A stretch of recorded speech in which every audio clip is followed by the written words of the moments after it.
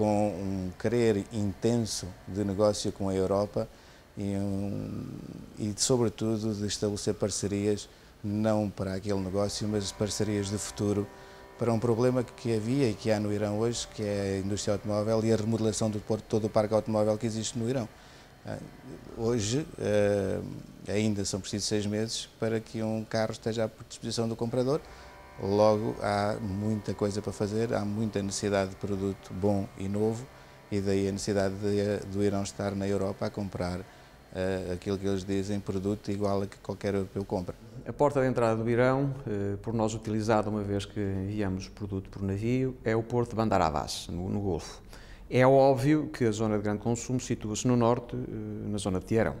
Portanto, não tenho dúvidas que o nosso importador iraniano destina grande parte do produto à venda perto da capital. Mas, repito, o nosso contacto é através de Bandar Abbas, que é o porto de recepção do produto. E o nosso importador, eu diria, exclusivo e cliente mais importante, e que fundamentalmente abastece a indústria do mobiliário local, situa-se, tem armazéns no porto e, naturalmente, negócio também em Teherão. Há cooperação na produção de produtos farmacêuticos e na produção de papel. O Irão tem uma moeda muito estável e a sua economia está a modernizar-se rapidamente. E na base deste crescimento sustentado estão a tecnologia e o know-how. A Câmara do Comércio está a trabalhar atualmente num projeto de partilha de tecnologia que terá benefícios comerciais para Portugal e vantagens científicas para o Irão. A nossa missão é esta: juntar as comunidades de negócio e setores privados de ambos os países para negociarem projetos em conjunto, tais como os que já mencionei, baseados no interesse mútuo. No Irão vivem quase 70 milhões de pessoas. O país dispõe de 10% das reservas mundiais de petróleo e quase 20% das de gás natural. Mas a lei de promoção e proteção do investimento ainda afasta muitos empresários portugueses. Distancia-nos a nós e aos nossos concorrentes europeus, dado que, anexado ao preço do transporte, ao preço do petróleo, temos o fator custo de transporte, que tem uma relação, eu diria, direta e, de alguma forma, à medida que sobe, vai-nos afastando também. A nós e a todos os outros europeus, e naturalmente vai potenciando aqueles que mais perto se situam designadamente os nossos concorrentes turcos.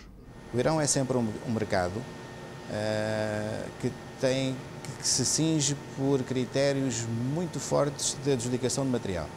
E isso quer dizer que tudo tem que seguir muito bem as regras, com o perigo de criarmos alguma insatisfação. Não é possível, naquele mercado, normalmente, repetir o mesmo erro.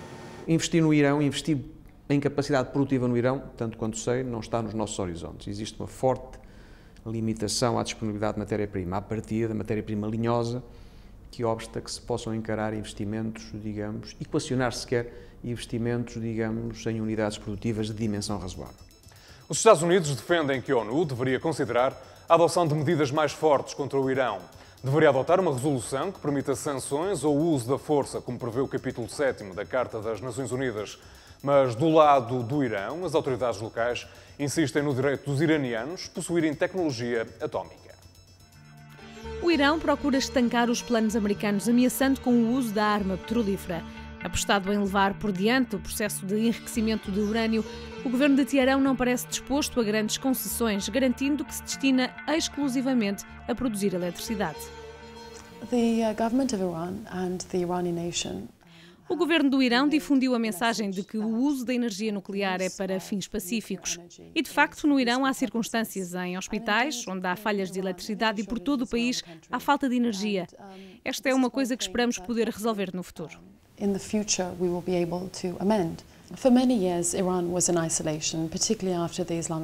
Durante muitos anos, o Irão esteve isolado, particularmente após a Revolução Islâmica de 1979. E creio que estes anos de isolamento trouxeram uma atmosfera de hostilidade, mas o Irão está determinado a reintegrar-se na comunidade internacional por causa das forças da globalização, por causa da integração económica, pela era da informação e pelos fluxos migratórios para dentro e fora do Irão. Por isso, o Irão é mesmo um país que está a dar todas as indicações de que quer resolver esta disputa nuclear e que está mesmo nos seus melhores interesses resolver este impasse o mais rapidamente possível.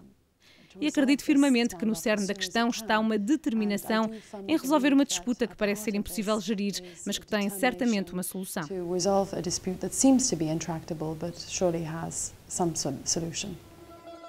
Os receios da comunidade internacional sobre um possível conflito levam os empresários a tomar algumas medidas de proteção. No caso da Sonai Indústria, os eventuais malefícios têm uma dimensão, é uma dimensão de, como lhe referi, 2 a 3 milhões de euros de faturação anual, num universo de 1.500.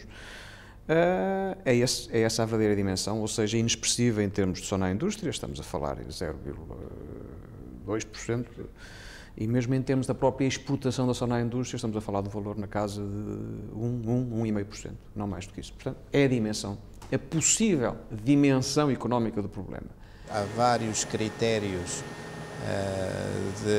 de negócio que são seguidos, critérios a nível, por exemplo, de pagamentos parciais do produto, e pode acontecer que coincida numa fase onde já esteja muito dinheiro investido da nossa parte e que com qualquer embargo a gente possa vir a ter problemas com os recebimentos, como é natural, porque o produto ficaria retido em Portugal. Estamos de toda a maneira a ter algumas conversas com os nossos bancos e até com outros parceiros que estão a exportar para o Irão a nível europeu, para ver qual é a melhor forma de se protegermos numa situação dessas. É algo que nos preocupa, não consideramos que isso seja uma coisa muito fácil de efetivamente acontecer, porque a Yazaki tem uma pequena porção de negócio no Irão, mas há empresas na Europa com negócios de muitos milhões, estamos a falar de muitos milhares de milhões, e penso que isso não será execuível, mas é preciso cuidado. Portanto, e neste momento estamos a ter os necessários cuidados para garantir que pelo menos os pagamentos de parte a parte estejam em balanço zero, por forma a que qualquer coisa que aconteça se pare e não tenha consequências. Quando se está no Irão tem-se a percepção que nada vai acontecer. No entanto, não se deixa de falar sobre o assunto e não se deve esquecer que existe esse problema. Hoje existe esse problema e, portanto, as empresas têm que pensá-lo e têm que, de alguma forma, saber se proteger dele. Até agora, todas as indicações sugerem que a solução militar está fora de questão e que a diplomacia e negociação ainda têm um longo caminho a percorrer. Mas mesmo nesta fase da disputa, as delegações de negócios de toda a União Europeia e da Ásia, e mesmo empresas multinacionais, entram e saem do Irão e assinam contratos multimilionários, mesmo nesta altura em que o impasse nuclear ainda está por resolver. Portanto, trata-se de negócios como de costume. Em 2007, completam-se 500 anos de relações históricas entre Portugal e aquele país do Médio Oriente. No capítulo cultural, o Irão está a trabalhar com a Fundação Calouste Gulbenkian na reconstrução de monumentos históricos nas ilhas de Hormuz, e a língua de Camões pode em breve ser uma realidade nas universidades iranianas. Há bastante cooperação na frente cultural. Mesmo recentemente, um grupo de 70 portugueses, entusiastas de arqueologia e antropologia, visitaram o Irão numa excursão de 2 semanas. Visitaram ruínas antigas e o Estreito de Hormuz. Está agora a ser discutida a hipótese de documentarem a viagem com imagens publicadas num livro. Há também colaboração entre o ministro português do Turismo e o nosso embaixador aqui em Lisboa para a criação de exposições de arte em Portugal e no Irão e abrir arquivos para promover o intercâmbio cultural. Fala-se também no ensino do português nas universidades iranianas. There is also talk about teaching the Portuguese language in Iranian universities. 5 séculos depois de D. Albuquerque ter estabelecido relações com as autoridades da então Pérsia, no Estreito de Hormuz, as relações entre os dois países podem ser consideradas mutuamente benéficas e livres de hostilidades. A chamada crise nuclear iraniana entrou num compasso de espera. Isto porque as intenções da administração Bush para provar que o Irão representa uma ameaça falharam. Por outro lado, os inquéritos de opinião mostram também que os povos europeus estão absolutamente contra uma posição de força. O Irão parece estar a reintegrar-se lentamente na comunidade mundial. Por isso, se está à procura de novas oportunidades de negócio na terra do petróleo, pense nisto.